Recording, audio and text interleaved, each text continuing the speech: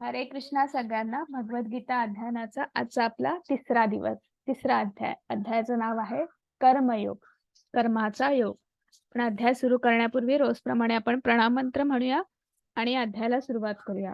काल मी सांगितल्याप्रमाणे तुम्हाला ग्रुपवर प्रणाम मंत्र आलेला आहे, तर तुम्ही तो समोर ठेवा. तुम्ही मी अनम्यूट करून म्हणेल, तुम्ही म्यूट करून पण तुमच्या समोर ठेवा, म्हणजे आपल्याला एक्झॅक्टली काय शब्द आहेत ते सगळ्यांना समजेल. ठीक आहे. ओम नमो भगवते वासुदेवाय. ओम नमो भगवते वासुदेवाय. ओम नमो भगवते वासुदेवाय. गुरुर्ब्रह्मा गुरुर्विष्णू गुरुर्देवो महेश्वर. गुरु साक्षात परब्रह्म तस्मै श्री गुरवे नमः. ओम अज्ञानतिमिरान्धस्य ज्ञानाञ्जनशलाकया चक्षुरुन्मिलितं येन तस्मै श्री गुरवे नमः. नमः ॐ विष्णुपादाय कृष्णपृष्ठाय भूतले श्रीमते भक्तिवेदान्त स्वामी इति नामिने.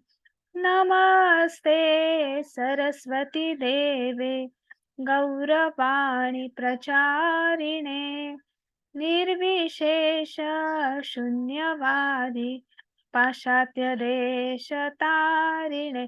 जय श्री कृष्ण चैतन्य प्रभो नित्यानंद श्री अद्वैत गदाधर शिवासादि गौर भक्त वृंद.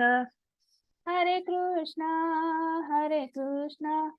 कृष्ण कृष्ण हरे हरे, हरे राम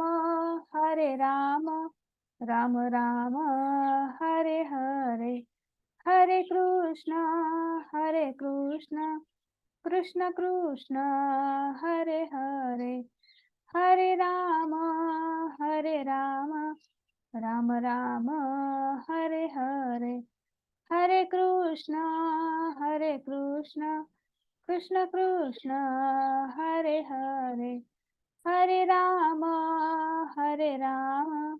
राम राम हरे हरे. हरे कृष्णा कृष्ण कृष्ण हरे हरे, हरे राम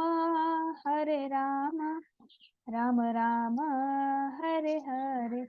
हरे कृष्णा कृष्ण कृष्ण हरे हरे, हरे राम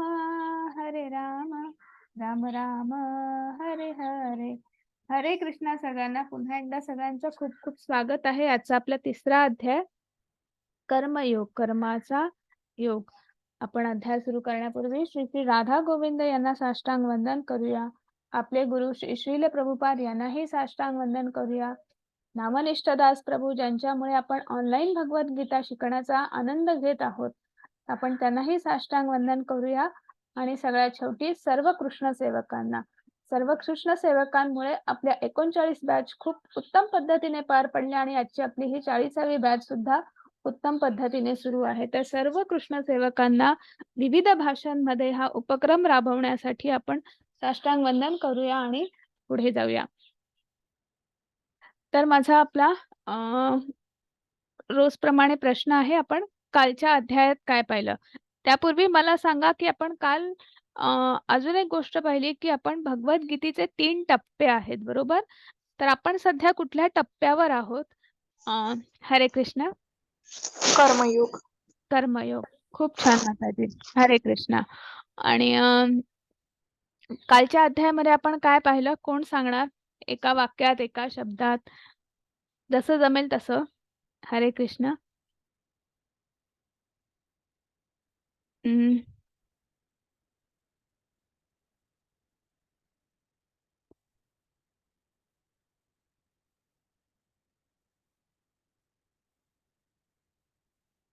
काय आठवतंय?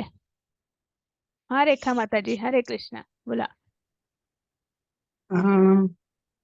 श्रीकृष्णाने अर्जुनाला समजावून सांगितलं की म्हणजे जरी आपलेच लोक आहेत तरी पण तुला धर्माच्या बाजूने चालायचे आहे असं.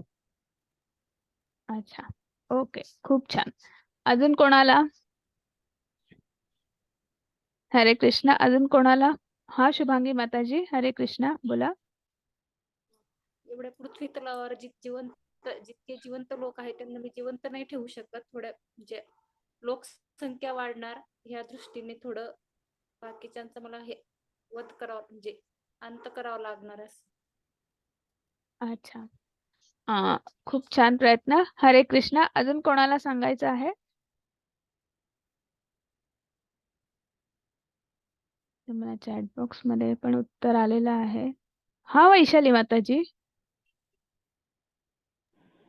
मॅडम हा, श्रीकृष्णांनी सांगितलं, अर्जुन ज्या वेळेस म्हणत होता मी माझ्या माणसाच्या विरोधात कसं उभं राहू, त्यांना मी कसं त्यांच्या विरोधात मी कसं लढू, त्यावेळेस श्रीकृष्णांनी त्यांना सांगितलं की तू जर त्यांना युद्धामध्ये हरवलं तर तुला स्वर्गामध्ये जागा भेटेल, आणि जर तू जर नाही हरवू शकला तू राजा सुद्धा बनू शकतो. त्यामुळे तुला दोन्ही बाजूने तुझा फायदा होणार आहे, आणि तू जे करत आहे ते वाईट नाही, तर तू जे करत आहे ते तुझ्या धर्माला धरून आहे, तू ते केलंच पाहिजे असं श्रीकृष्णांनी त्यांना सांगितलं.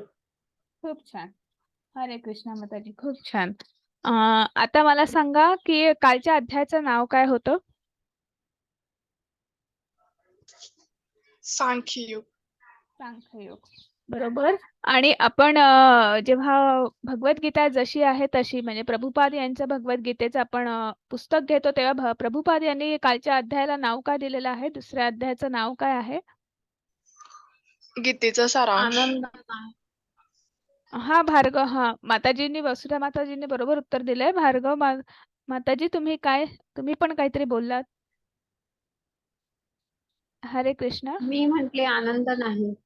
हॅलो, हरे कृष्ण. आनंद नाही असं मला वाटतं. अच्छा, आनंद नाही ही हा विचार होता. हे जे अर्जुन यांच्या मनामध्ये जे काही विचार उद्भवत होते, त्यातलं जी काही त्यांना युद्ध न करण्याची कारणं होती, 5 कारणं होती, त्यातला आनंद नाही हे एक कारण होतं. हरकत नाही. हरे कृष्णा. खूप छान उत्तरं दिली आहेत सगळ्यांनी. म्हणजे आपल्याला आता भगवद्गीता काय आहे, किंवा आपण कुठल्या आता 3ऱ्या अध्यायावर आहोत, तर पहिल्या 2 अध्यायामध्ये काय झालं आहे तर ते आपल्याला आठवतं आहे. तर आपण पुन्हा एक थोडक्यात उजळणी बघूया की आपण पाहिलं की अर्जुनाच्या आक्षेपांवर कृष्णाचे निराकरण. म्हणजे पहिल्या अध्यायात आपण पाहिलं की आपण युद्ध क्षेत्रावर आलो, कुरुक्षेत्रावर आलो, दोन्ही सैन्यांचं निरीक्षण पाहिलं, आणि मग अर्जुनाला काही मनामध्ये असंख्य विचार आले, वैषण्य आलं, आणि ते विचार त्यांनी भगवंताच्या समोर मांडले. आणि मग त्याच्यावर भगवंतांना, आणि नुसते मांडले नाही तर ते भगवंतांना शरण गेले, त्यांना गुरु म्हणून स्वीकारलं, आणि त्यांना सांगितलं की मला आता समजत नाही आहे की मी नेमकं काय करू, योग्य काय आहे, हा मार्ग मला सुचत नाही आहे, दिसत नाही आहे, आणि म्हणून मला तुम्ही मार्गदर्शन करा की योग्य काय आहे. आणि मग भगवंतांना जे काही प्रश्न मांडलेले होते अर्जुनांनी, तर कालचा आपला गीतेचा सारांश होता, गीतेचा सार.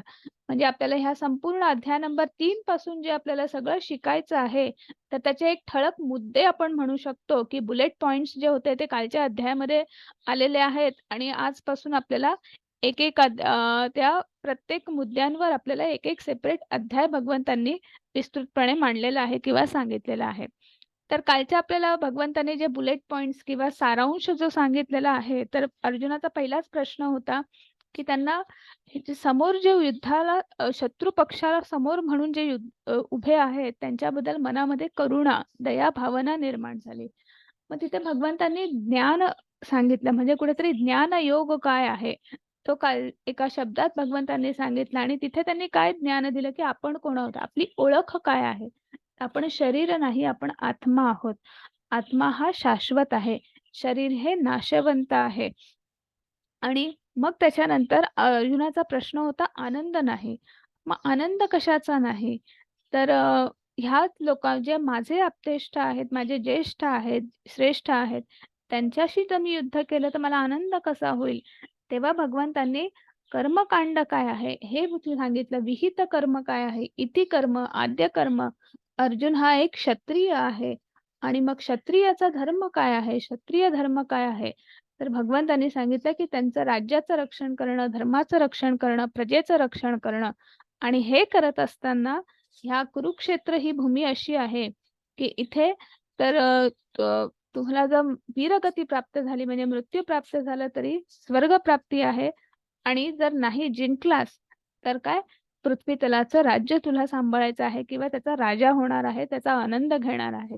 त्यामुळे आनंद नाही हे भगवंत सांगत आहेत की त्याच्यावर त्याचं उत्तर त्यांनी दिलेलं आहे. मग पापी प्रतिक्रिया, मग हे सगळं मी करतो आहे माझ्याच आप्तेष्टांना जेव्हा मी कुठेतरी मारतो आहे आणि ते कशासाठी, तर राज्यासाठी, तेव्हा भगवंत बुद्धियोग काय आहे तो सांगत आहेत.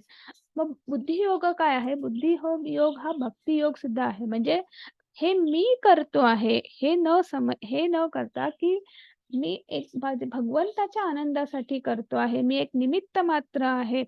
आणि भगवंताला शरण जाऊन भगवंताच्या आनंदासाठी आपण जेव्हा एखादी कृती करतो, एखादं कर्म करतो, म्हणजे तर ती जी भक्ती क्रिया जी आहे त्याला कुठल्याही कर्मबंधनात अडकत नाही, म्हणजे आपल्याला पाप लागत नाही. आणि याच्यासाठी आपण विभीषण यांचंही उदाहरण पाहिलं, त्याच्यानंतर आपण हनुमंत यांचंही उदाहरण पाहिलं. मग असमंजस्य कशासाठी, की काय योग्य आहे अयोग्य काय आहे हे हे ठरवायचं कसं. तर म्हणून भगवंत सांगत आहेत की तुम्ही दृढ निश्चयाने परमेश्वराची सेवा करा. परमेश्वराचा सेवक आहे आणि त्याच्यासाठी सगळं करायचं आहे, हा एवढा एक निश्चय पुरेसा आहे की आपल्यामधले योग्य आणि अयोग्य मार्ग आपल्याला दिसण्यासाठी. आणि मग असा जेव्हा असे जे निश्चय करतात किंवा असे हे दृढ निश्चयी असतात त्यांना भगवंतांनी त्याची पण ओळख करून दिलेली आहे, उदाहरण दिलेलं आहे. स्थिताधीर मुनी कोण आहेत, कसे आहेत ते भगवंतांनी सांगितलेलं आहे. ते कसे राहतात, कसे बसतात, कसे चालतात, तर आपल्याला वेगवेगळ्या पद्धतीने त्यांची लक्षणं काय आहेत हे आपल्याला सांगितलं. आणि मग कुठेतरी पारंपरिक परंपरा नष्ट होतील हे आपल्याला आजच्या भागात परत बघायचं आहे.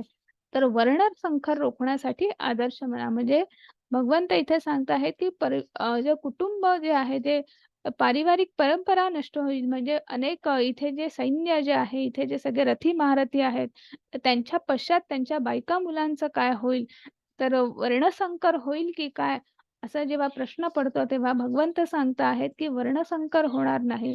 तर उलट तू एक आदर्श राजा बनून की वर्णाश्रम धर्माचं आचरण करून तू त्याचं तू हे राज्य उत्तम पद्धतीने सांभाळ कर, म्हणजे रामराज्य तयार होईल.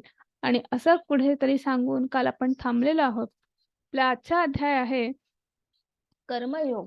म्हणजे काल जे मुद्दे मांडलेले आहेत त्यातला पहिला मुद्दा भगवंतांनी घेतलेला आहे कर्म. मग अर्जुनाचा पहिलाच प्रश्न आहे की त्याग की कर्म. मग त्याच्यानंतर मग निष्काम कर्मयोग काय आहे, ज्ञानयोग काय आहे हे पुन्हा सांगत आहेत. मग कर्मकांड आपण पाहिलं, मग कर्मकांड ते कर्मयोग हा प्रवास काय आहे किंवा हे ते कर्मकांडाचा कर्मयोग कसा होतो ते आपल्याला बघायचं आहे. मग एक नेता सामान्य जनांसाठी कसा आदर्श असतो, तर ते आज भगवंतांनी सांगितलेलं आहे. आणि आपल्या सर्वांचा सर्वात मोठा शत्रू कोण आहे, तर हेही कुठेतरी आपल्याला आजच्या अध्यायात बघायचं आहे. तर आत्ताच आपण पाहिलं की कालच्या अध्यायात भगवंतांनी सांगितलं की स्थिताधीर मुनींची लक्षणं सांगितली, ते कसे बोलतात, कसे वागतात, कसे चालतात, कसे बसतात. आणि त्यामुळे ते आपला जो निश्चय जो आहे तो डळमळू देत नाही, तर दृढ निश्चयाने ते आपलं दृढ निश्चयाने ते पुढे चालत असतात किंवा त्या पद्धतीने त्यांचं आचरण असतं. आणि म्हणून कुठेतरी इथे अर्जुनाला प्रश्न पडलेला आहे की मी नेमकं काय करू.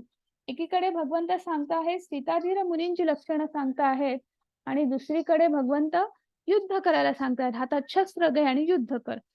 मग प्रश्न पडला की नाही, आपल्याला पण प्रश्न पडला असेल की मध्येच एकीकडे सांगताय शस्त्र धरून युद्ध कर आणि दुसरीकडे सांगता आहेत की तू भगवंताचं नाव घे, म्हणजे तू निश्चितच भक्ती योगाला लाग, म्हणजे कुठेतरी भक्ती मार्ग सांगता आहेत, कुठेतरी युद्ध करायला सांगता आहेत, कर्म करायला सांगता आहेत. तर नेमकं काय करायचं हा अर्जुनाचा प्रश्न आहे आणि मग त्याच्यावर भगवंत उत्तर देत आहेत. कर्मेंद्रिय आणि संयम्य य आस्ते मनसा स्मरण इंद्रियार्थन विमूढात्मा मिथ्याचार स उच्यते. हरे कृष्ण माताजी.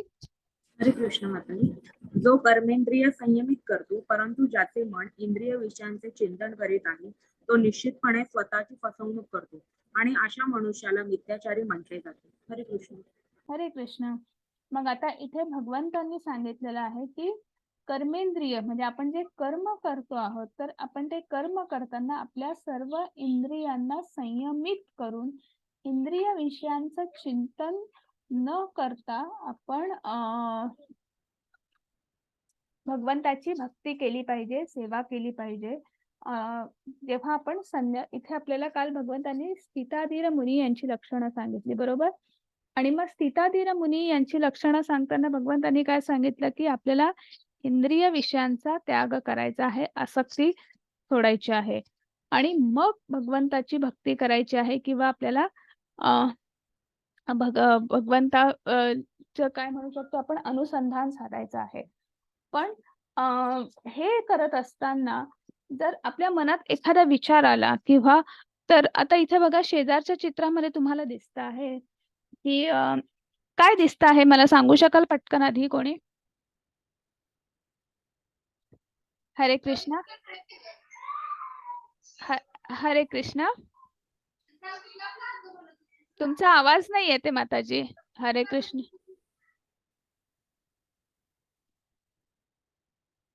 शेजारचं तुम्हाला इथे चित्र दिसत आहे, कोणी सांगू शकेल? हा शुभांगी माताजी सांगा.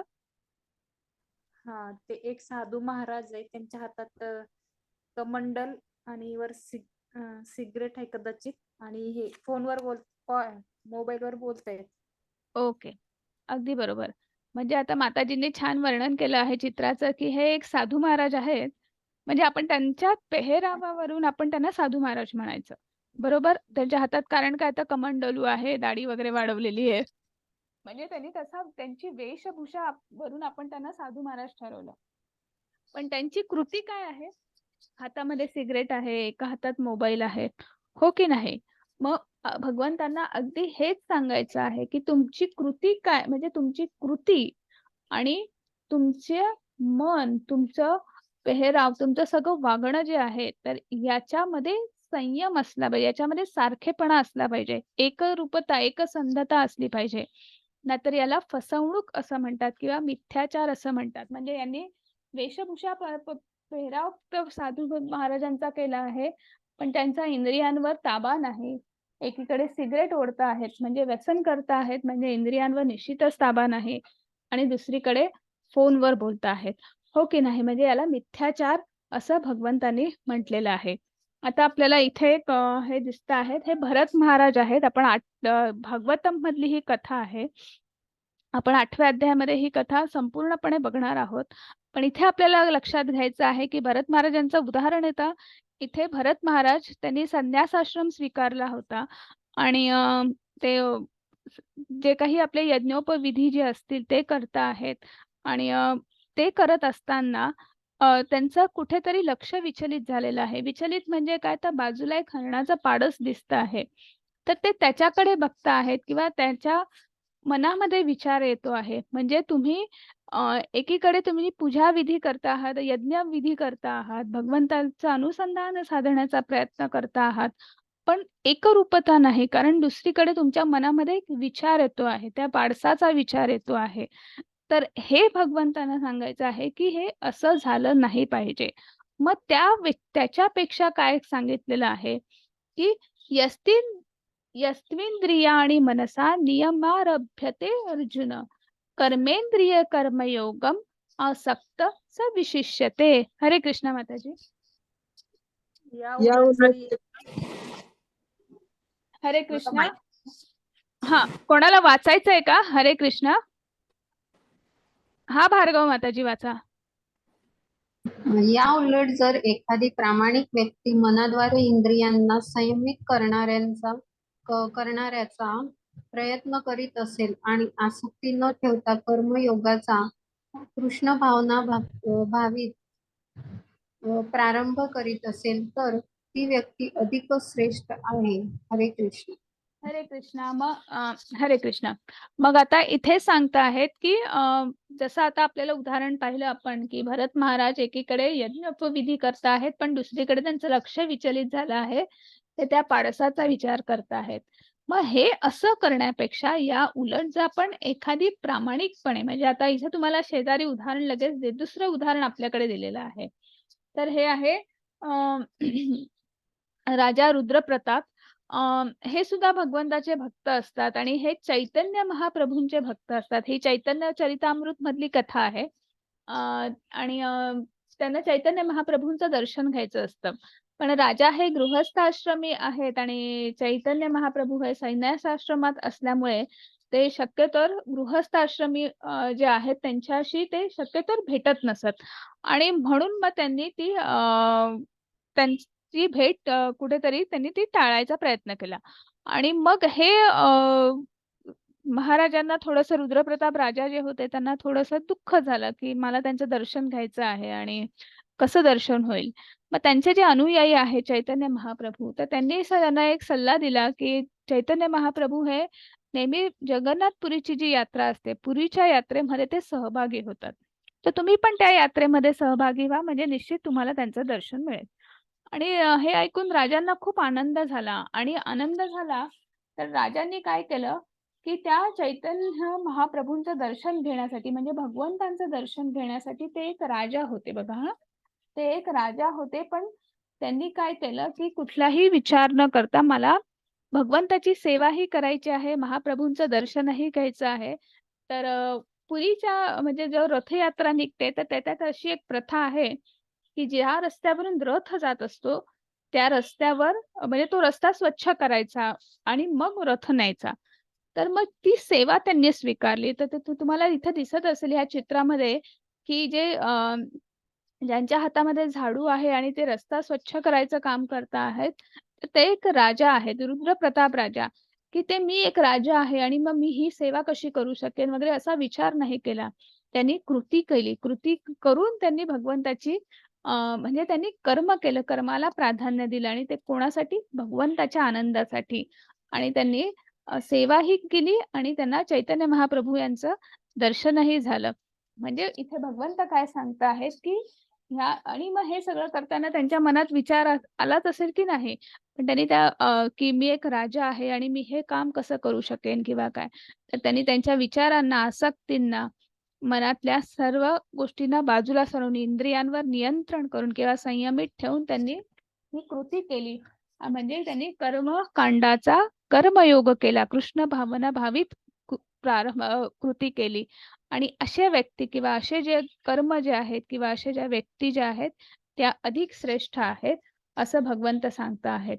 आणि मग हे सांगत असताना अर्जुनाचा भगवंतांनी अर्जुनालाही प्रश्न विचारला की तू एक क्षत्रिय राजा आहेस, बरोबर? आणि जर तू असा विचार केलास की तू युद्ध सोडून तू वानप्रस्थाश्रम स्वीकारशील, संन्यासाश्रम स्वीकारशील आणि तू वनामध्ये जाशील, पण जेव्हा तिथे तुला कोणीतरी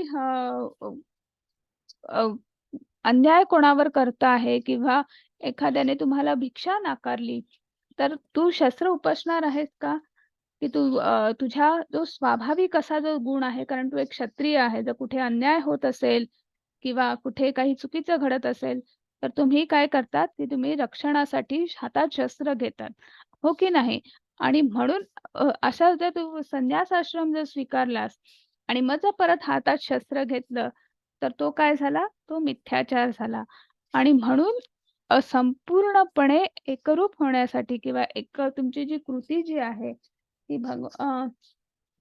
त्याचा तुमचा विचार आणि कृती हे एकच असलं पाहिजे. याच्यासाठी भगवंतांनी इथे काय सांगितलेलं आहे की कर्मकांडाचा कर्मयोग आणि तो भगवंताच्या आनंदासाठी करायचा. आणि मग ते सांगत असताना इथे भगवंत सांगत आहे यज्ञार्था कर्मणोन्यत्र लोकोयम कर्म बंधनः तदर्थम कर्म कौंतेय मुक्त संग समाचर. हरे कृष्ण. हरे कृष्ण. श्री विष्णू प्रित्यर्थ यज्ञ म्हणून कर्म केले पाहिजे नाही, तर कर्म हे भौतिक जगामध्ये बंधनास कारणीभूत ठरते. म्हणून हे कौंतेय, तू आपल्या नियत कर्मांचे पालन श्री विष्णूंच्या संतोषार्थ कर आणि या प्रकारे तू नेहमी कर्म बंधनातून मुक्त राहशील. हरे कृष्ण. हरे कृष्ण. मग आता म्हणून भगवंतांनी सांगितलेलं आहे की कर्म जे आहेत हे भौतिक जगामध्ये आपल्याला बंधनास कारणीभूत ठरतात. का? कारण की आपण काय करतो ते कर्म आपल्यासाठी करतो, आपल्या आनंदासाठी करतो आणि मग त्या कर्माभोवती जे काही त्याचे परिणाम जे असतात, ते जे काही गुणदोष जे असतात ते आपल्याला त्याच्यासाठी आपल्याला पुन्हा आपल्याला जन्म घ्यावा लागतो किंवा ते आपल्याला भोगावे लागतात. चांगले वाईट जे काही परिणाम आहेत ते म्हणजे आपण त्या कर्माच्या बंधनामध्ये आपण अडकतो. पण तेव्हा जर ते कर्म आपण भगवंताला अर्पण केलं, त्याच्या आनंदासाठी केलं, तर निश्चितच आपण त्याच्या कर्म बंधनामध्ये अडकत नाही. जसं आपण कालचं उदाहरण पाहिलं, बिभीषण राजा हे स्वतःच्या भावाला सोडून ते प्रभू रामचंद्र यांना शरण आले, त्यांच्या बाजूने ते लढले, हो की नाही? किंवा दुसरं उदाहरण आपण पाहिलं, हनुमंत ते फक्त रावणाचं दालन फक्त जाळू शकत होते, पण त्यांनी काय केलं, त्यांनी सर्व लंकेचं दहन केलं, हो की नाही? पण त्यांना कुठल्याही त्याचा त्या कर्माच्या त्या बंधनामध्ये ते अडकले नाही किंवा त्यांचा दोष, त्या कर्माचा दोष त्यांना लागला नाही. तर म्हणून आता तिथे आपल्याला एक शेजारी एक छोटंसं उदाहरण दिलेलं आहे. जेव्हा युधिष्ठिर महाराज राजसूय यज्ञ करत असतात आणि तेव्हा तिथे नारद मुनी आलेले असतात आणि ते नारद मुनींना प्रश्न विचारतात की मला हे जे राज्य जे आहे हे जर रामराज्य करायचं असेल किंवा तर मी नेमकं काय करू, मला थोडं मार्गदर्शन करा की मी एक चांगला राजा कसा होऊ. आणि त्याच्यावर नारद मुनी त्यांना असं सल्ला देतात की मुळात तू राजा आहे आणि तू राज्य चालवतो आहेस असा विचार न करता तू भगवंताचा सेवक आहेस आणि भगवंताच्या आनंदासाठी तुला हे राज्य सांभाळण्याचा भार तर तुला संधी मिळालेली आहे की तू एक सेवक, भगवंताचा सेवक म्हणून तुला हे राज्य सांभाळायचं आहे, भगवंताचं कृष्णाचं राज्य सांभाळायचं आहे. अशा विचाराने जेव्हा तू ते राज्य चालवशील, सांभाळशील, तेव्हा निश्चितच तू कुठल्याही कर्मबंधनात अडकणार नाहीस आणि निश्चितच ते राज्य सुद्धा उत्तम पद्धतीने सांभाळलं जाईल, असा नारद मुनींनी त्यांना सल्ला दिला होता. आणि हेच आपल्याला इथे भगवान सांगायचं आहे की कुठलंही कर्म जे आहे ते आपण जेव्हा भगवंताला अर्पण करतो तेव्हा ते कर्म उरत नाही, तर त्या कर्माचा यज्ञ होतो. म्हणजे तो जो कर्मकांड जे आहे त्याचा कर्मयोग असा होतो. जेव्हा आपण ते भगवंताला अर्पण करतो, त्याच्या फळाचा त्याग करतो, तेव्हा त्या कर्माचा यज्ञ होतो. मग आपल्याला आता रोजच्या मानवी जीवनात सुद्धा आपल्याला 5 यज्ञ सांगितलेली आहेत. जसं मी काल सांगितलं की जे काही विहित कर्म आहेत किंवा इति कर्म, आद्य कर्म जे आहेत की ज्याला शास्त्राचा आधार आहे, शास्त्रांमध्ये सांगितलेलं आहे, त्याला ऋषीमुनींनी त्याची पुष्टी दिलेली आहे आणि गुरु सुद्धा ते प्रमाणित करतात. तर असे जे कर्म जे आहेत ते विहित कर्म आपल्याला आणि त्याचं पालन करून आपल्याला आपलं जीवन व्यतीत करायचं असतं. मग 5 यज्ञ कुठली आहेत, तर एक आहे ऋषी यज्ञ, दुसरा आहे पितृयज्ञ, ब्रह्मयज्ञ, भूतयज्ञ आणि नरयज्ञ. मग ऋषीमुनींनी जे काही आपल्याला सांगितलेलं आहे किंवा त्यांच्या प्रित्यर्थ आपलं जे काही आपण त्यांचा आपण जे काही करतो तर ते आहे ते ऋषीयज्ञ. पितृयज्ञ, मग आपल्याला पितृयज्ञामध्ये आपल्याला 2 प्रकारचे कर्तव्य असतात. एक भौतिक कर्तव्य आहे, एक आध्यात्मिक कर्तव्य आहे आणि ती त्या पद्धतीने पार पडायची असतात. म्हणजे आपल्या आई वडिलांच्या प्रित्यर्थ किंवा आपले जे आपले जे पण अँसेस्टरला मराठीत काय शब्द आहे, हरे कृष्णा, तर आपले जे पूर्वज जे आहेत तर त्यांच्यासाठी आपण त्यांच्या प्रती आपण जे काही कर्म करतो तर ते इति कर्म आहे, आद्य कर्म आहे आणि त्याच्यानंतर एक आहे ब्रह्म कर्म. मग ब्रह्मयज्ञ काय आहे, तर आपण देवांच्या प्रती जी काही पूजा अर्पण करतो, जी काही सेवा अर्पण करतो ते आहे ब्रह्मयज्ञ. त्याच्यानंतर आहे भूतयज्ञ. मग भूतयज्ञ म्हणजे काय, जे आपल्याला भूतदया हा शब्द आपण सगळ्यांनी ऐकलेला आहे, माहिती आहे. आपल्या आजूबाजूला जे पशु, पक्षी, प्राणी जे आहेत, तर त्यांच्या प्रती असलेलं आपलं कर्तव्य, तर ते आहे पितृयज्ञ आणि नरयज्ञ सगळ्यात शेवटी. म्हणजे आपण मनुष्य म्हणून जन्माला आलेलो आहोत, तर इतर मनुष्यांप्रती असलेलं आपलं कर्तव्य किंवा मानवता धर्म हे जे काही आहे, तर हे आहे नरयज्ञ. तर हे 5 यज्ञ, हे 5 इती कर्तव्य, आद्य कर्तव्य आपल्याला सांभाळता आली पाहिजे. भगवंताच्या आनंदासाठी आपण ती केली पाहिजेत. त्याच्या फळाचा त्याग करून आपण ती केली पाहिजेत. कुठल्याही आसक्तीशिवाय केली पाहिजेत. म्हणजे निश्चितच आपण कर्मबंधनामध्ये अडकणार नाही.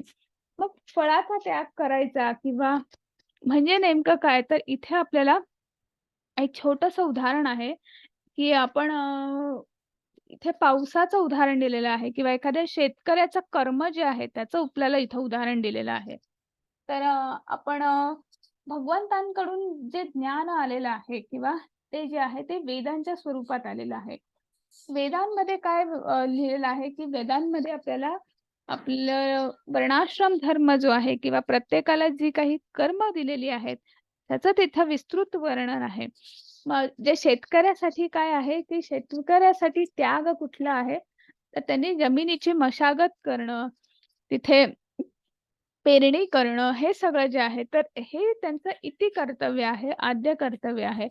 आणि तोच त्यांचा त्याग आहे. आणि त्याच्यानंतर छान पाऊस पडतो आणि त्या पाऊस पडल्यानंतर त्यांनी जो काही शेतकऱ्यांचं जे काही त्यांनी कष्ट केलेले आहेत, तर ते त्याचं फळ म्हणून काय, की एक सुंदर असं छान धान्य उत्पन्न होतं.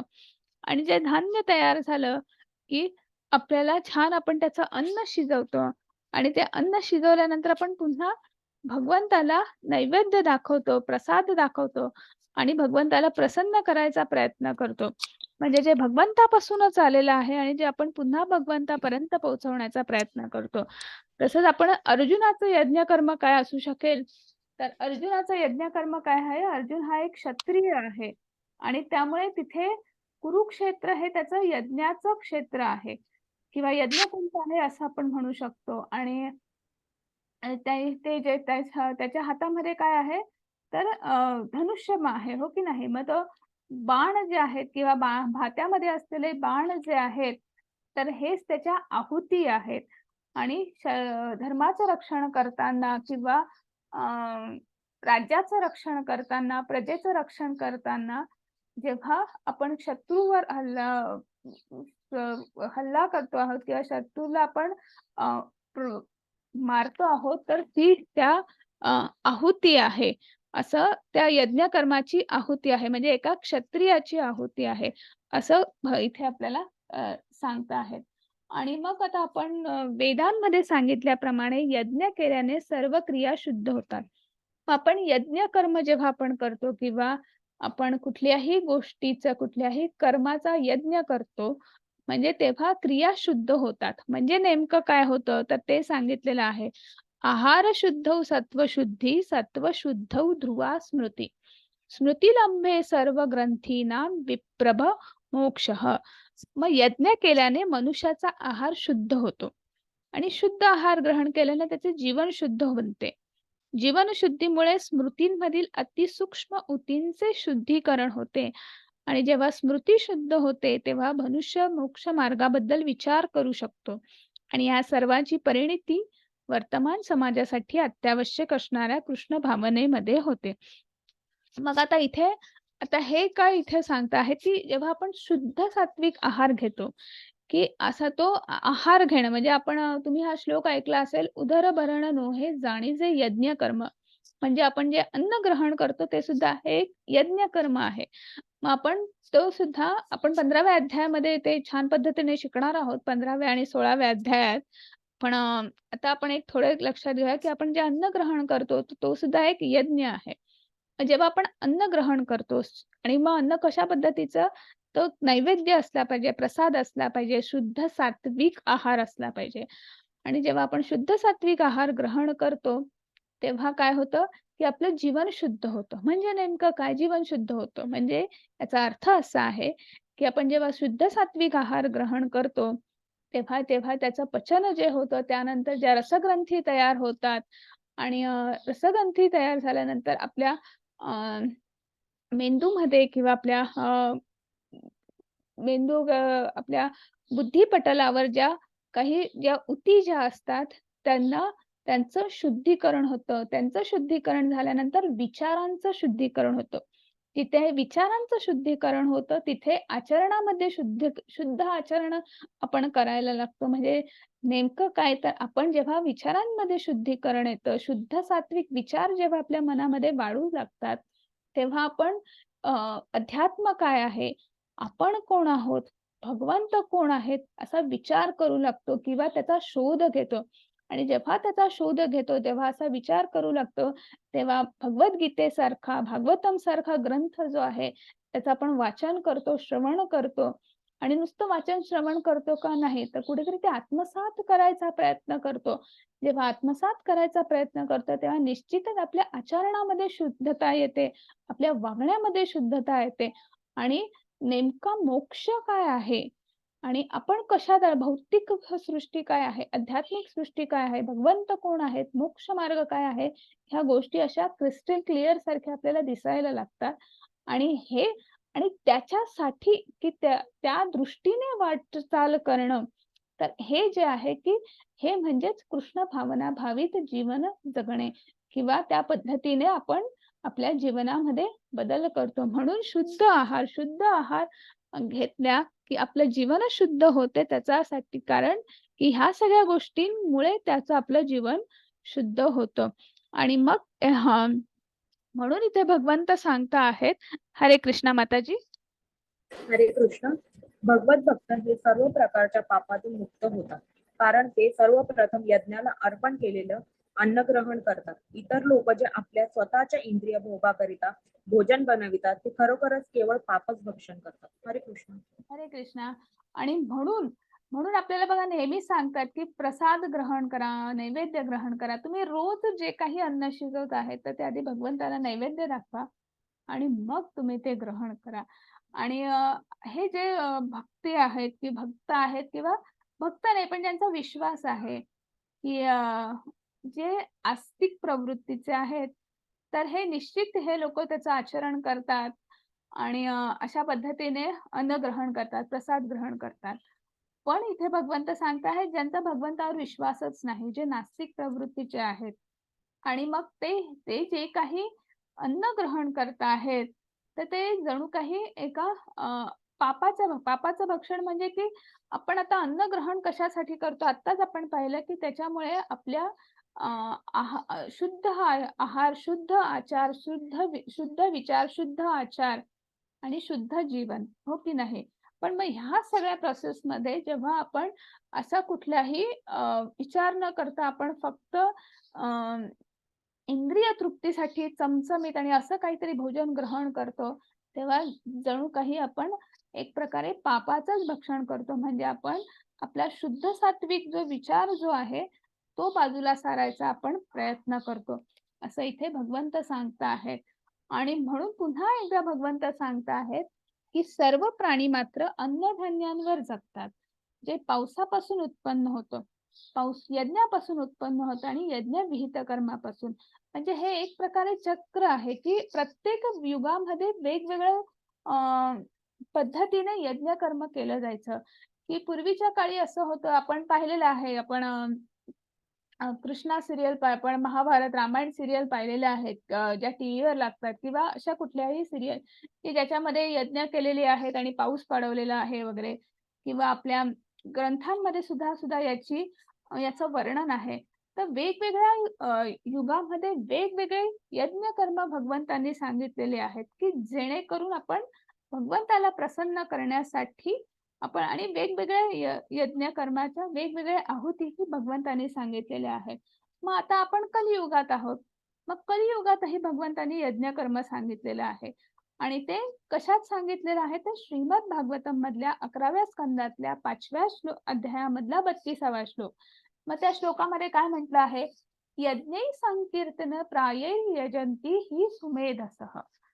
मग तिथे सांगता आहे की यज्ञ संकीर्तन हे कलयुगामध्ये आपल्याला करायचं आहे. मग यज्ञ संकीर्तन म्हणजे नेमकं काय किंवा काय करायचं आहे, तर त्याचं स्पष्टीकरण चैतन्य महाप्रभू यांनी सांगितलेलं आहे.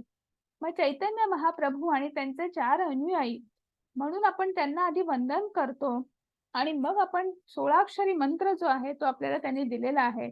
आपण मग म्हणून त्या पंचतत्व जे मंत्र म्हणतो आपण की जय श्री कृष्ण चैतन्य प्रभू नित्यानंद श्री अद्वैत गदाधर श्रीवासादि गौर भक्त वृंद.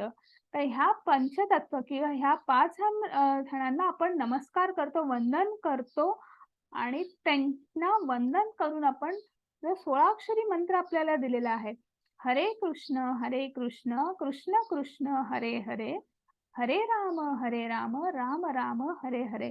तर हे नाम जप जो आहे तो आपल्याला म्हणायचा आहे आणि तो किती वेळा म्हणायचा आहे, तर तो 108 वेळा म्हणायचा आहे.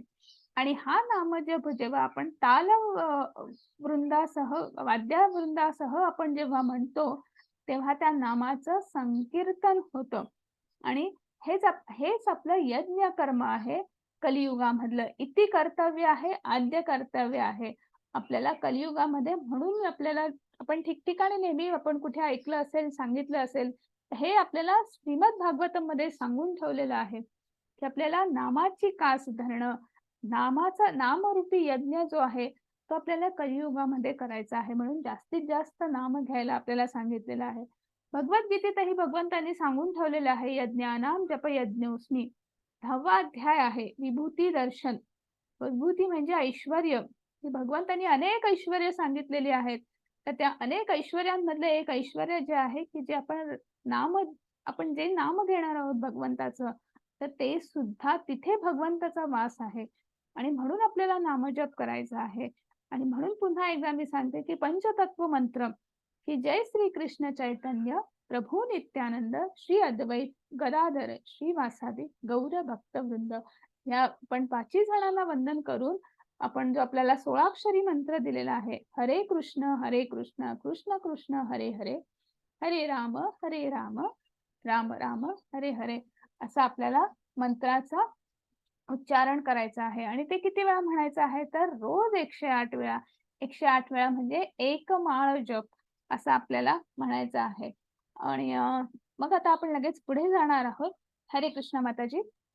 हरे कृष्ण माताजी. म्हणून कर्म फलांवर आसक्ती न ठेवता मनुष्याने कर्तव्य म्हणून कर्म केले पाहिजे, कारण अनासक्त होऊन कर्म केल्याने त्याला परमेश्वर प्राप्ती होते. हरे कृष्ण. हरे कृष्ण.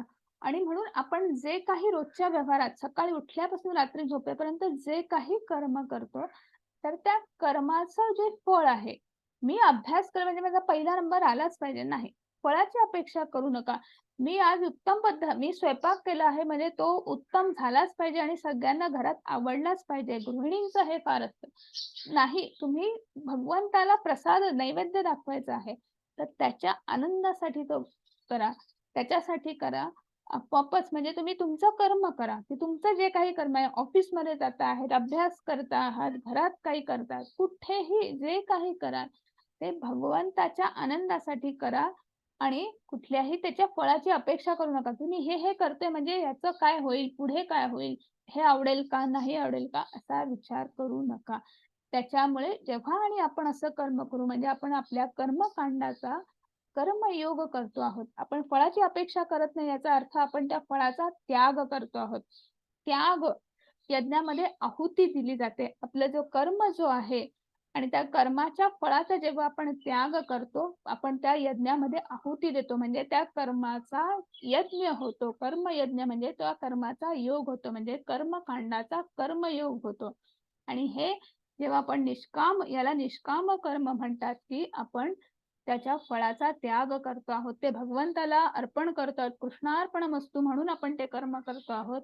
तर हे निष्काम कर्म आहेत. आणि मग पुढे भगवंत लगेच सांगत आहेत की एवढं सांगून भगवंत थांबत नाही आहेत, तर तू एक नेता आहेस, तू एक सेनापती आहेस, तू एक राजा आहेस, तुझं वर्तन कसं असलं पाहिजे, तुझं आचरण कसं असलं पाहिजे.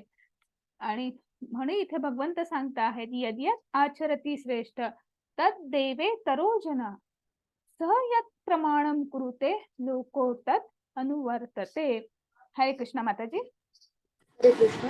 श्रेष्ठ व्यक्ती जे जे करते त्याचे अनुसरण सामान्य जण करतात. आपल्या अनुसरणीय कृत्यांनी ती जे जे आदर्श घालून घेते त्यानुसार सारे जग कार्य करते. हरे कृष्ण. हरे कृष्णा. मग आता आपल्याला इथे भगवद्गीतेमध्ये काही नाही दिलं आहे. आपण पहिल्या अध्यायात बघितलं होतं की भगवद्गीता आपल्या जीवनाचं मानवाचं एखादं पुस्तक आहे. हे सगळ्या गोष्टी भगवद्गीतेत सांगितलेल्या आहेत.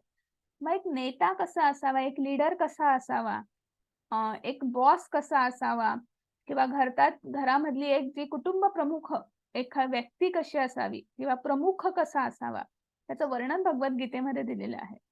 इथे भगवद्गीतेमध्ये भगवंत सांगतात यद्यत आचरती श्रेष्ठ, म्हणजे श्रेष्ठ व्यक्ती जे जे करतं, मग त्यांची जी क्रिया जी असते त्याचं अनुसरण होतं. त्याचं अनुसरण कोण करतं? तर सामान्य जन त्याचं अनुसरण करतात. आणि म्हणून त्यांनी फार जबाबदारीने त्यांचं कृत्य केलं पाहिजे, फार विचारपूर्वक त्यांचं कृत्य केलं पाहिजे. मग तो ऑफिस मधला बॉस असेल, घरातला प्रमुख असेल, कुठला राजकीय नेता असेल किंवा अजून कोणी असेल. आता अर्जुन हा एक राजा आहे, एक सेनापती आहे, एक नेता आहे.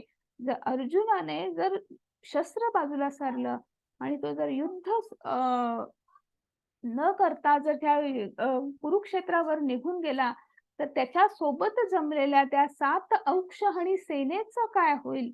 त्यांचं ते काय आचरण करतील? का ते सुद्धा अर्जुनाच्या मागे पळायला लागतील? की नेमकं त्यांचं आचरण कसं असेल? म्हणजे प्रत्येक नेत्याने, प्रत्येक राजाने, प्रत्येक जो कोणी श्रेष्ठ आहे, प्रमुख जो आहे, तर त्याचं आचरण कसं असलं पाहिजे? की त्याचं आचरण फार जबाबदारीचं असलं पाहिजे, विचारपूर्वक असलं पाहिजे, जे शस्त्राला धरून आहे, जे धर्माला धरून आहे, असं असलं पाहिजे. कारण त्याचं अनुसरण कोण करत असतं? सामान्य जनता त्याचं अनुसरण करत असते. आणि म्हणून त्या जनतेला आदर्श घालून देणं हे राजाचं, त्या नेत्याचं, त्या प्रमुख व्यक्तीचं कर्तव्य आहे. कारण की त्यानुसारच आपलं जग जे आहे किंवा आपला हा सगळा सृष्टी जी आहे की मग ती धर्माचं आचरण करणार आहे का अधर्माचं आचरण करणार आहे, तर ते त्यानुसार ठरत असतं. आता आपण लगेच पुढे जाणार आहोत. हरे कृष्णा माताजी. हरे कृष्ण. 4 घराणेशाहीचा नाश. मी जर नियत कर्म केले नाही तर हे सर्व ग्रहलोक नष्ट होऊन जातील. अनावश्यक लोकसंख्या उत्पन्न करण्यास मीच कारणीभूत होईल आणि त्यामुळे सर्व प्राणी मात्रांच्या शांततेचा मी विनाशक होईल. हरे कृष्ण. हरे कृष्णा. मग आता इथे प्रत्येकाला कर्म करायला सांगितलेले आहेत भगवंताने, हो की नाही? की तुम्ही निष्काम मग इथे मला सांगा की भगवंताची ही सृष्टी जी निर्माण झालेली आहे ही सुद्धा भगवंतानी निर्माण केलेली आहे किंवा उत्पत्ती लय आणि उत्पत्ती स्थिती लय, म्हणजे सृष्टी निर्माण करणं, तिचं पालन पोषण आणि तिचा प्रलय, हे सगळं भगवंताच्या अध्यक्षतेखाली आहे, हो की नाही? किंवा भगवंता मार्फत हे सगळं होत असतं. मग मला सांगा की जर ह्या सृष्टीची निर्मिती झाली, नुसती निर्मिती झाली, सृजनशील आपण असं म्हणतो की नाही, की सृजनशील आपला हा निसर्ग आहे, आपली ही सृष्टी आहे, आपलं हे ब्रह्मांड आहे, म्हणजे सतत फक्त निर्मिती आहे, निर्मिती आहे, निर्मिती आहे आणि तिथे कुठेही लय नाही आहे, तिथे कुठेही मृत्यू नाही आहे, तर काय होईल? जरा विचार करा. एक आपल्या ह्या भूतलावर, ह्या पृथ्वी तलावर विचार करण्याच्या आधी आपल्या घरात विचार करा, की आपल्या घरात आजोबा, पणजोबा आणि अजून कोण कोण, किती किती किती पिढ्या एका घरात राहतील आणि काय होईल? मग एका घराचं असं होऊ शकतं, तर ह्या सृष्टीचं, या भूतलाचं काय होऊ शकतं? आणि हे केव्हा शक्य आहे? की जेव्हा भगवंत आपलं विहित कर्म करत नाही आहे. म्हणून भगवंताने कर्माला प्राधान्य दिलेलं आहे, की मी जे कर्म करतो आहे, मी जर माझा कर्माचा त्याग केला किंवा मी माझं कर्म नाही केलं तर काय होईल? या सृष्टीचा, या ग्रहलोकाचं अहंकार माजेल किंवा फार मोठा प्रश्न निर्माण होईल किंवा तिचा विनाश होऊ शकतो. तिची शांतता जी आहे ती भंग होऊ शकते. आणि म्हणून प्रत्येकाने आपापलं कर्म करणं हे गरजेचं आहे. म्हणून कर्मावर भगवंताने प्राधान्य दिलेलं आहे, की कर्म करा. आणि कर्म कसं करा? भगवंताला अर्पण करून, त्याच्या फळाचा त्याग करून कर्म करा. आणि तेव्हाच आपलं हे जे सृष्टीचक्र जे आहे ते उत्तम पद्धतीने आणि शांत पद्धतीने चाललं पाहिजे. पण हे करत असताना भगवंत पुढे सांगता आहेत. हरे कृष्ण माताजी. हरे कृष्ण. नियत कर्मांच्या फलामध्ये आसक्त असणाऱ्या अज्ञानी मनुष्यांचे मन विचलित होऊ नये म्हणून विद्वान व्यक्तीने त्यांना कर्म थांबवण्यास प्रेरित करू नये. या उलट भक्तिभावाने कर्म करून त्याने त्या लोकांना कृष्ण भावनेच्या यथावकाश विकासासाठी सर्व प्रकारच्या कार्यामध्ये युक्त करावे. हरे कृष्ण. हरे कृष्णा. मग आता इथे भगवंत सांगता आहेत की आता मी तुम्हाला सांगितलं, अजून तुम्ही आता हा क्लास झाल्यावर अजून 4 जणांना सांगणार आणि मग कोणाचा विश्वास आहे नाही आहे नाही, त्याच्या भगवद्गीतेत असंच लिहिलेलं आहे, इथं आपल्याला असं करायचं आहे, मग त्या कर्माच्या फळाचा त्याग करायचा आहे. कोणाचा विश्वास बसेल का? किंवा ज्याचा विश्वास नाही आहे किंवा ज्याचा नुकताच विश्वास बसायला लागला आहे, पण त्याचा सुद्धा कुठेतरी अरे काय सांगतायत रोज रोज काय तेच ते, असं कुठेतरी होईल की नाही? कारण आपल्यावर आपण ह्या सृष्टीमध्ये आहोत, आपण ह्या मोहमायेच्या आपण प्रभावाखाली आहोत. म्हणजे नेमकं काय आपण ऐकणार, पुढे बघणार आहोत. आपण ह्या त्रिगुणांच्या प्रभावाखाली आहोत. ही जी सृष्टी जी आहे, आपण ह्या सृष्टीच्या प्रभावाखाली आहोत. आणि म्हणून इथं भगवंत काय सांगता आहेत की आपल्या ज्याचं निश्चय दृढ नाही आहे किंवा निश्चय असा डळमळीत आहे, म्हणजे सामान्य लोकांसाठी इथे सांगता आहे की नियत कर्माचं फळाला आपण आसक्ती किंवा त्याचा त्याग करण्याच्या पण पद्धती आहेत. मग त्या वेगवेगळ्या पद्धती आहेत. इथे एक छोटंसं उदाहरण दिलेलं आहे की तुम्हाला हे चित्र दिसतं आहे. या चित्रामध्ये बघा एक ते छान नारळाचं झाड आहे आणि त्या झाडाला भरपूर नारळ आले आणि तो त्या ज्याचा आहे तो ते झाडावर चढून ते नारळ काढतो आहे. आता घरात भरपूर नारळ आलेले आहेत. मग आपण त्यांना कसं कृष्ण भावना भावित याच्यामध्ये प्रेरित करायचं कर्मामध्ये किंवा त्यांचं जीवन कृष्ण भावना भावित होईल किंवा भगवंताला कडे त्यांची वाटचाल कशी होईल, त्यासाठी आपण कशी त्यांना प्रेरणा द्यायची. तर इथे भगवंत सांगत आहेत की आपण त्यांना असं सांगायचं की खूप छान नारळ आलेली आहेत, तर निश्चितच तुम्ही ती काही घरात ठेवाल, काही मित्रांना द्याल, नातेवाईकांना द्याल आणि बाबा उरलेली बाकीची तुम्ही बाजारात विकणार, हो की नाही? पण हे सगळं करत असताना आपल्या गावामध्ये एक कृष्ण मंदिर आहे, ते आपल्या गावामध्ये एक मंदिर आहे, तर एक नारळ त्यांना पण द्या ना, त्यांनाही आनंद होईल. तर तुम्ही पहिलंच नारळ का त्यांना देत नाही? आणि मग तुम्ही ते नारळ बाकीचे वापरायला द्या. म्हणजे असं हळू ग्रॅज्युअली आपण कोणालाही आपण हळूहळू त्यांना कृष्ण भावनेकडे किंवा ह्या मार्गावर आपण त्यांना आणायचं. कारण की त्यांचं कुठलं म्हणजे मनामध्ये कुठला विचलितही होता कामा नये, निश्चयामध्येही त्यांचा डळमळीत होता कामा नये आणि हळूहळू आपण त्यांना कृष्ण भावनेमध्ये कर्म करण्यामध्ये आपण त्यांना प्रेरित करायचं, अशा कार्यामध्ये प्रेरित करायचं. आणि मग आता इथे भगवंत सांगता आहेत. हरे कृष्ण माताजी. हरे कृष्ण. मिथ्या अहंकाराच्या प्रभावाने मोहित झालेला आत्मा स्वतःलाच कर्माचा करता समजतो, पण वास्तविकपणे प्रकृतीच्या 3 गुणांद्वारे कर्मे केली जातात. हरे कृष्ण. हरे कृष्णा. मग आता आपण मगासपासून आपण ऐकतो आहोत, सांगतोय भगवंताला अर्पण करायचं, भगवंताच्या आनंदासाठी करायचं, हो की नाही? हे आपण सगळं सांगतो आहोत. पण हे असं का करायचं? त्याच्या मागे कारण असं आहे की तुम्ही प्रत्येकाला तुम्ही हे कुठेतरी ऐकलं असणार 3 गुणांचा म्हणजे सत्वगुण, रजोगुण, तमोगुण. तर ह्या 3 गुणांचा प्रभाव आपल्यावर आहे. ते 3 गुण म्हणजे नेमकं काय किंवा ते कसे प्रभाव पाडतात हे आपल्याला 14व्या अध्यायात बघायचं आहे. पण आपल्याला आता इथे आपल्याला असं जाणून घ्यायचं आहे की त्या 3 गुणांच्या प्रभावाखाली आपलं जीवन व्यथित होत असतं किंवा आपल्याकडनं काही गोष्टी घडत असतात. आणि मग त्या प्रभाव असल्यामुळे आपण मनात विचार काय येतो आपल्या, की हे सगळं हे जे करतोय हे मी करतो आहे. मी अभ्यास केला म्हणून मला मार्क मिळाले, म्हणून मला चांगली नोकरी मिळाली, म्हणून मला उत्तम पगाराची नोकरी मिळाली आणि मग मी घर घेतलं, गाडी घेतली, माझं असं झालं, माझं तसं झालं, मी याचं हे केलं, मी याला मदत केली, याला हे केलं, की हे मी आपण असा विचार करतो की आपल्याला असं वाटतं की हे सगळं मी करतो आहे.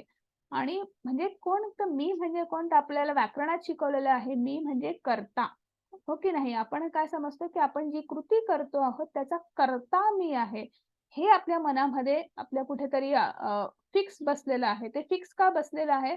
कारण की 3 गुणांचा प्रभाव असा असल्यामुळे आपल्या विचार आपला तसा झालेला आहे, हो की नाही? आणि म्हणून इथे भगवंत सांगता आहेत की हा एक मिथ्य अहंकार आहे आणि म्हणून आपण असा विचार करतो आहे. या उलट आपण हे जे काही करतो आहोत तर हे आपण नाही, तर करता कोण आहे? भगवंत आहेत, भगवान श्रीकृष्ण आहेत, परमात्मा परमेश्वर आहेत. आणि ते करता आहेत आणि आपण फक्त निमित्त मात्र आहोत. जेव्हा आपण हा विचार करू तेव्हा निश्चितच आपल्या कर्माचं काय होईल की आपण त्या फळाचा जो आहे तो त्याग आपसुकच आपल्याकडनं केला जाईल. पण आधी हा कर्ता कोण आहे हे समजून घेणं गरजेचं आहे आणि मगच आपण त्या फळाचा त्याग करू शकतो. आणि मग पुढे भगवंत सांगता आहेत. हरे कृष्णा माताजी. हरे कृष्ण माताजी. अर्जुन म्हणाला, हे वृष्णीवंशजा, कशामुळे मनुष्य त्याची इच्छा नसतानाही जणू काय बळेच पाप कर्मे करण्यास प्रेरित होतो. हरे कृष्ण. हरे कृष्णा. मग हा बघा आता हा जो प्रश्न आहे ना अर्जुनाचा, हा बघा आपल्या मनात पण बऱ्याच वेळा येऊन जातो. बऱ्याच वेळा कधी-कधी असं होतं, की आपल्याकडनं एखादी अशी प्रतिक्रिया दिली जाते किंवा असं आपण काहीतरी विचित्र वागतो, की आपल्यालाच असं वाटते, आपण असं काय विचित्र वागलो, असे काय बोललो आपण, हो की नाही? असा प्रश्न आपल्याला पण पडतो. अर्जुनाचा हाच प्रश्न आहे. की वृष्णी वंशजा म्हणजे वृष्णी वंशामध्ये जन्माला येणाऱ्या भगवान श्रीकृष्ण असं ते सांगता आहेत की आपल्याला बऱ्याच वेळा असं होतं की इच्छा नाही आहे किंवा आपण असं नसतो, आपला असा स्वभाव नाही आहे, पण आपल्याकडनं एखादं गोष्ट अशी घडली जाते किंवा आपण एखादी कृती केली जाते आणि त्याचा परिणाम म्हणून काय तर आपल्याला परिणाम तर भोगावा लागतो की नाही. तर मग त्याच्यावर उत्तर देत आहेत भगवंत. त्याच्यावर उत्तर भगवंताने दिलेलं आहे आणि सांगता आहेत, धूमेना व्रियते वहिनर्यथा दर्श मलेन च यथोल्बेनावृतो गर्भत तथा तेदेन मामृतम. आता हा अनिच्छन बलात् म्हणजे आपण बळेच एखादी गोष्ट करतो आहे किंवा इच्छेशिवाय एखादी गोष्ट करतो आहे. तर त्याचं कारण काय आहे?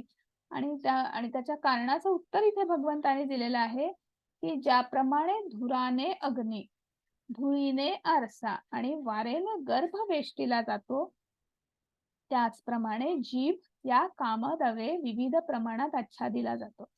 म्हणजे आता तुम्हाला इथे 3 उदाहरणं आहेत. एक सुरुवातीला पहिलं उदाहरण काय आहे तर आरसा. तर त्या आरशावर एवढी धूर किंवा धूळ अशी पसरलेली आहे, की त्या आपण आरसा कशासाठी वापरतो? आपलं प्रतिबिंब बघण्यासाठी. मग त्या आरशामध्ये प्रतिबिंबच दिसत नाही आहे. का? कारण तिथे संपूर्ण धुळीने तो माखलेला आहे.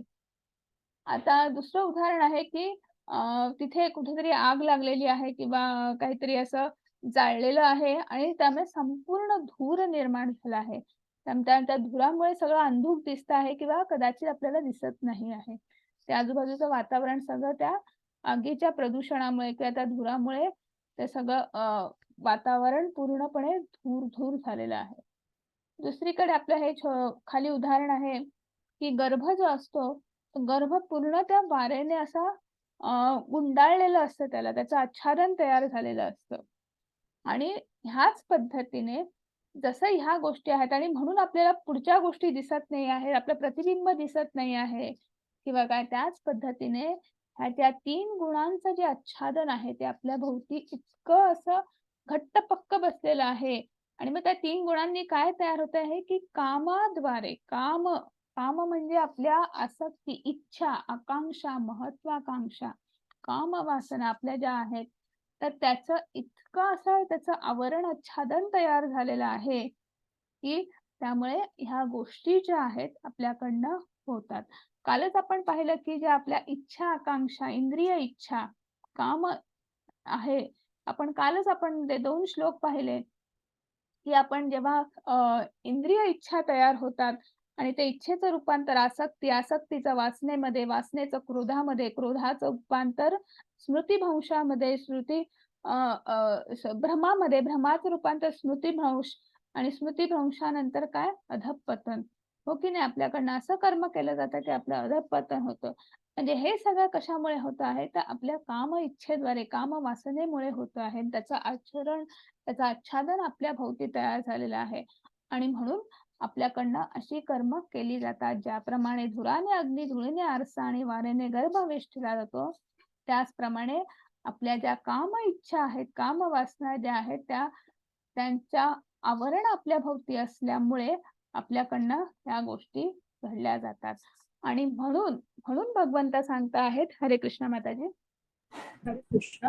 म्हणून हे भरदर्श वाचून इंद्रियांचे नियमन करून पापाच्या महाप्रतिकाचा म्हणजे काम प्रारंभीचा निग्रह कर आणि आत्मसाक्षात्काराच्या ज्ञानाचा विनाश करणाऱ्या या कामाचं वध कर. हरे कृष्ण. हरे कृष्ण. आणि म्हणून इथे भगवंत सांगत आहेत की सुरुवातीलाच प्रारंभीच याचा आपल्याला प्रतिकार केला पाहिजे, याचा आपल्याला नाश केला पाहिजे, याच्यावर काहीतरी अंकुश लावला पाहिजे. मग सुरुवातीला म्हणजे केव्हा? जेव्हा आपल्याला एका आत्म्याचं शरीर धारण करतो, म्हणजे एखादा मुलगा, एखादं बाळ जन्माला येतो, तेव्हा लहानपणीच, बालपणीच त्याच्यावर असे संस्कार झाले पाहिजेत की त्याच्यातली शुद्ध सात्विक भाव जे आहेत ते वाढीस लागले पाहिजेत. आणि ह्या 3 गुणांमधले जे सत्वगुण वाढीस लागून तमोगुण, रजोगुण जो आहे त्याच्यावर निग्रह करणं, त्याच्यावर अंकुश बसवणं हे सुरुवातीलाच शक्य आहे. आणि तरच तो आत्मसाक्षात्काराच्या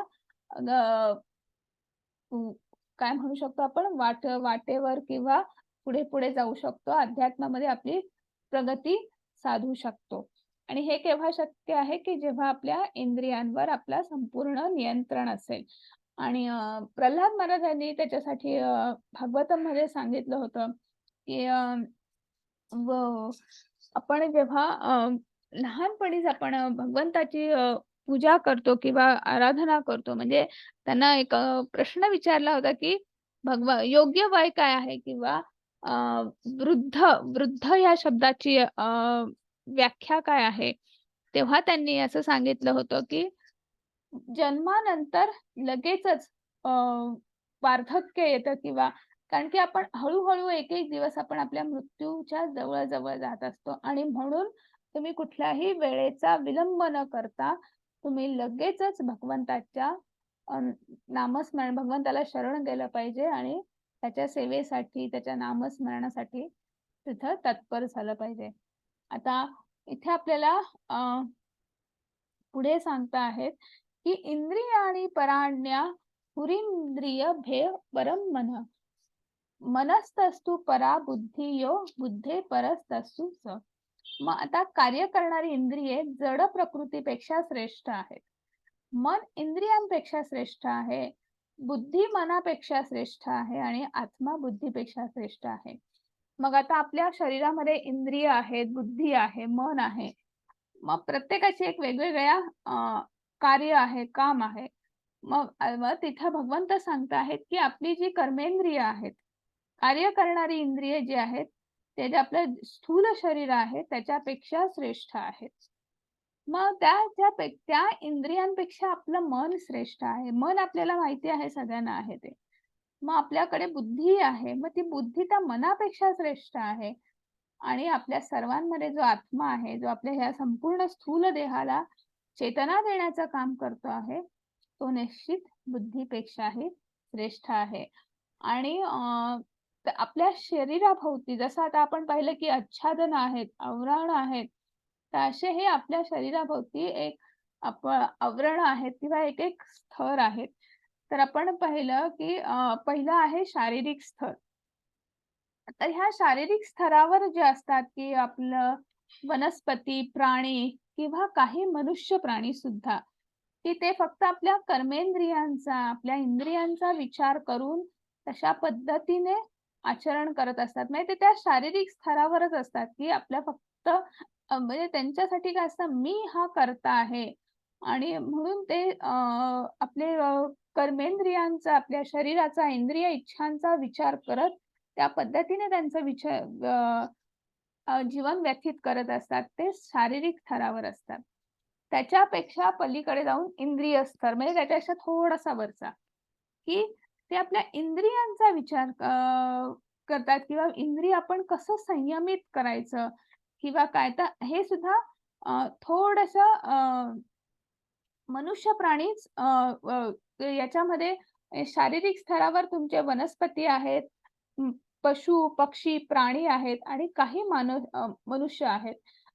इंद्रिय स्तरावर मनुष्य प्राणीच आहेत किंवा ज्यांना थोडंसं माहिती आहे की आपलं नुसतं शरीर नाही आहे, तर आपल्याला हे इंद्रिय आहेत, आपल्याला त्याचं रक्षण करायचं आहे, आपल्याला भूक लागते किंवा इंद्रिय इच्छा आहेत, काय आहे, तर हे सगळं जे आहे, तर जे आहे हे इंद्रिय स्तर आहे. याची जिथे जाणीव होते. तिसरं आहे मानसिक स्तर. मग जिथे आपल्या मनाचे विचार किंवा काही आवडी-निवडी, छंद, मग आपल्याला वाचनाची आवड तयार होते, आपल्याला गाणी ऐकण्याची आवड तयार होते किंवा अजून काही आपण छान वेगवेगळ्या हॉबीज आपण करू शकतो. हा आहे मानसिक स्तर, की आनंदाच्या शोधामध्ये नुसतंच खा, प्या, आपलं रक्षण करा नाही. त्याच्यापेक्षा पण मग आनंद कशात आहे? मग कोणाला वाचनामध्ये असतो, कोणी गाणी ऐकतं, कोणी गाणी गुणगुणतं, कोणी अजून वेगवेगळे छंद जोपासतो, कोणी चित्र काढतं. वेगवेगळ्या गोष्टींनी आपलं, तर हा झाला मानसिक स्तर. जिथे मनही आपलं नुसते इंद्रिय नाही, तर आपलं मन सुद्धा त्याच्यामध्ये सम्मिलित आहे. आणि मग त्याच्यानंतर पुढचं आहे बौद्धिक स्तर. मग आपण जेव्हा छान-छान गोष्टी आपण करायला लागतो आनंदाच्या शोधामध्ये, मग आपण काही गोष्टी ऐकतो, काही गोष्टी वाचतो आणि मग तिथे आपल्याला आपण कोण आहोत, हे कुठेतरी वाचनात येतं, हे कुठेतरी ऐकण्यात येतं. आणि मग आपण कोण आहोत, भगवंत कोण आहेत, मग विचार करू लागतो. असा प्रश्न पडतो आणि मग तशा पद्धतीने हा विचार आणि त्याच्या शोधात आपण काही गोष्टी करतो. तर हा झाला बौद्धिक स्तर. तिथे बुद्धीचाही आपण वापर करतो. आणि मग त्याच्यानंतर आहे आध्यात्मिक स्तर. मग जिथे आपण जेव्हा आपण बौद्धिक स्तरावर विचार करतो, की भगवंत कोण आहेत, आपण कोण आहोत आणि जेव्हा ओळख पटते, तेव्हा आपण भगवंताचं नामजप करतो, भगवंताची सेवा करतो किंवा भगवंताच्या आनंदासाठी आपण कर्म करतो.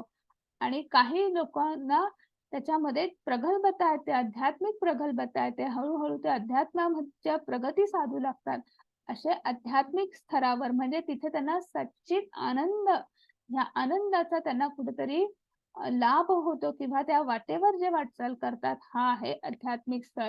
म्हणजे हे असे वेगवेगळी आच्छादनं आपल्या शरीराभोवती आहेत आणि ती एक-एक पार करून आपल्याला त्या भगवंतापर्यंत पोहोचायचं आहे. तो आध्यात्मिक स्तर आपल्याला गाठायचा आहे. आणि तेव्हाच आपण ते जसं आपण मगाचं उदाहरण पाहिलं अनिच्छेन बलात्, तर ही सगळी आच्छादन आपल्याला छाटून आपल्याला भगवंतापर्यंत पोहोचायचं आहे. मग आता आपण पाहिलं की इंद्रियांपेक्षा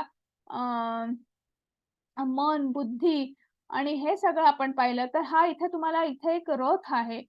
हा रथ जो आहे, तर आपल्याच शरीराचा आपण म्हणू शकतो इथे प्रतिकृती आहे. कंठोपनिषदामध्ये आपलं वर्णन रथारूपी वर्णन केलेलं आहे आणि म्हणून तर त्याच्यामध्ये वर्णन असं आहे, की आपली ही जी 5 इंद्रिय जी आहेत आणि जे इंद्रिय विषय जे आहेत, ते म्हणजे हे घोडे आहेत. ह्या रथाचे घोडे आहेत, की ते 5 इंद्रिय जे आहेत, तुमचे डोळे असतील, नाक असेल, कान असतील, स्पर्श त्वचा असेल आणि तुमची तोंड किंवा जीभ, हो की नाही? तर हे सगळे जे आहेत आणि ते इंद्रिय विषय म्हणजे हे घोडे आहेत. त्या प्रत्येक घोड्याला लगाम आहे. मग तो लगाम म्हणजे मन आहे. मग तो लगाम कोणाच्या हातात आहे? तर त्या घोड्याचा जो घोडेस्वार आहे, त्या रथाचा जो सारथी आहे, ती म्हणजे आपली बुद्धी आहे. आणि ह्या रथामध्ये पॅसेंजर सीटवर कोण बसला आहे? तर आपला आत्मा बसलेला आहे. आता दिसताना कसं दिसतोय? तर आत्मा असा भेदरलेला आहे, असं घाबरलेला आहे, भयभीत झाला आहे. तो असा का झाला आहे? कारण की ही इंद्रिय जी आहेत, ती सैरावैरा धावत आहेत. ती सैरावैरा का धावत आहेत? कारण त्या बुद्धी म्हणजे तो रथाचा सारथी जो आहे, त्याने लगाम तो जो आहे, तसं सैल सोडलेला आहे किंवा त्या लगाम त्याला अजून तो नीट जमत नाही आहे आणि म्हणून ते घोडे सैरावैरा पळत आहेत. आपलं सुद्धा असंच आहे. हे इंद्रिय आपले सैरावैरा काय कुठे बघतोय, ऐकतोय, हे सगळं आपलं असं सुरू आहे. आणि मग त्याला जेव्हा आपण नियंत्रणाखाली आणू, मग हे जेव्हा आपण त्या घोड्यांवर लगाम घालू म्हणजे आपण आपल्या इंद्रियांना नियंत्रणाखाली जेव्हा आणू, तेव्हा काय होईल, की आपली बुद्धीच्या हातामध्ये किंवा बुद्धी जसा विचार करेल किंवा बुद्धी जसा आदेश देईल, त्याच पद्धतीने जरी आपण कुठली गोष्ट बघितली, ऐकली, कुठल्या गोष्टीचा आपल्याला वास आला, तरी सुद्धा आपण किती त्याच्यावर मध्ये लक्ष द्यायचं किंवा किती त्याच्यात दुर्लक्ष करायचं, ही आपली बुद्धी ठरवणार. आपल्या मनाने कितीही आपण हे केलं की त्या मनावर नियंत्रण लगाम घालायचं काम जी आहे ती बुद्धी ठरवणार. आणि मग जेव्हा करू तेव्हा निश्चितच आपल्या आत्म्याचं गंतव्यस्थान काय आहे, तर वैकुंठधाम, मोक्षधाम. तर त्याचा जो आध्यात्मिक प्रवास जो आहे तो निश्चितच म्हणजे ह्या घोड्यावरून जर त्याचा आपण प्रवास न्यायचा असेल तर ते त्या गंतव्यस्थानापर्यंत आपण आपल्या आत्म्याला अशा छान पद्धतीने आपण पोहोचवू शकतो. पण हे केव्हा शक्य आहे, जेव्हा ही जी इंद्रिय जी आहेत ती नियंत्रणाखाली राहतील. तर मनाचा लगाम जो आहे तो नियंत्रणाखाली राहील, हो की नाही? तर हा एक छान असं वर्णन इथं केलेलं आहे. आणि मग इथे आपल्या आजच्या अध्यायात आपण काय शिकलो, की आपण बघा अर्जुनाचा प्रश्न आहे, की त्याग करायचा की कर्म करायचं? आणि त्याच्यावर भगवंतांनी खूप छान उत्तर दिलेलं आहे, की कर्म करायचं. आणि मग ते कर्म कसं करायचं, तर ते निष्काम कर्म करायचं. आणि मग निष्काम कर्मापेक्षा ज्ञानयोग श्रेष्ठ आहे, असं कुठेतरी भगवंत सांगतात. आणि मग त्या कर्माचा कर्मयोग आपला झाला पाहिजे. म्हणजे नुसतं कर्मकांड राहिलं नाही पाहिजे. तर ते भगवंताला त्याचं आपण फलित अर्पण करून त्या कर्माचा कर्मयोग झाला पाहिजे. मग नेता जो असतो तर तो कसा त्याचं आचरण कसं असलं पाहिजे? तर तो सामान्य जनांसाठी एक आदर्श नेहमी असतो आणि म्हणून त्याचं आचरण सुद्धा त्याच पद्धतीचं असलं पाहिजे, असं भगवंत अर्जुनाला सांगत आहे. आणि आपल्या सगळ्यामध्ये एक मोठा शत्रू कोण आहे?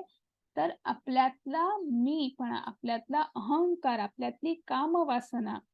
आणि तो जो आहे तो आपल्यातला सगळ्यात मोठा शत्रू आहे, की आपण काय विचार करतो, की मी करता आहे. आणि हे कुठेतरी भगवंतांनी सांगितलेलं आहे. आणि इथेच आपला अध्याय संपतो आहे, की जेव्हा आपण कर्म कर्मयोगामधला जो आपला हा कर्माचा टप्पा आहे किंवा कर्मयोग आहे आणि त्यातलाच कर्मयोग हा अध्याय आपण पाहिलेला आहे, 3रा अध्याय. तर त्याच्यामध्ये आपल्याला भगवंतांनी इति कर्म, आद्य कर्म काय आहे किंवा त्या कर्माचा यज्ञ कसा झाला पाहिजे हे सांगितलं आहे. आणि ते कर्म कोणाचं आहे, त्या कर्माचा कर्ता कोण आहे, तर मी नाही आहे, आपण नाही आहोत. तर कर्ता कोण आहे? परमात्मा परमेश्वर आहे. हे कुठेतरी आज भगवंतांनी सांगितलेलं आहे. आणि इथेच आपला अध्याय संपलेला आहे. हरे कृष्णा सगळ्यांना.